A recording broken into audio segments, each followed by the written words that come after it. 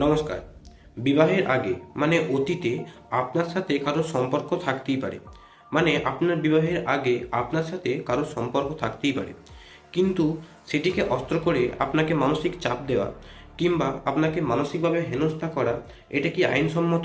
অতীতে কোনো সম্পর্কের জন্য বর্তমানে তাকে মানসিকভাবে হেনস্থা করা, এটা কি আইনসম্মত? ঝাড়খণ্ডে ঠিক এমনই একটি ঘটনা ঘটে।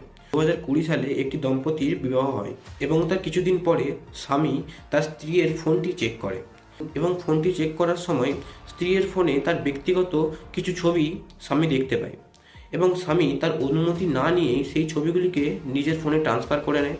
সেই ছবিগুলিকে তার পরিবারের সাথে শেয়ার করে এবং তাকে মানসিক চাপ দিতে থাকে। সেই ছবিগুলিকে সোশ্যাল মিডিয়ায় পোস্ট করবে বলে হুমকি পর্যন্ত দেয়।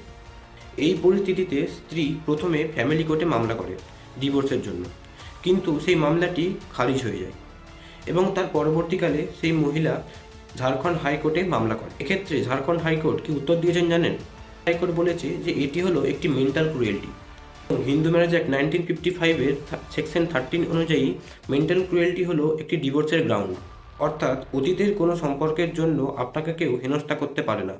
আপনি অতীতে কি করে এসেছেন সেটার সাথে আপনাদের সম্পর্ক নির্ভর করে না।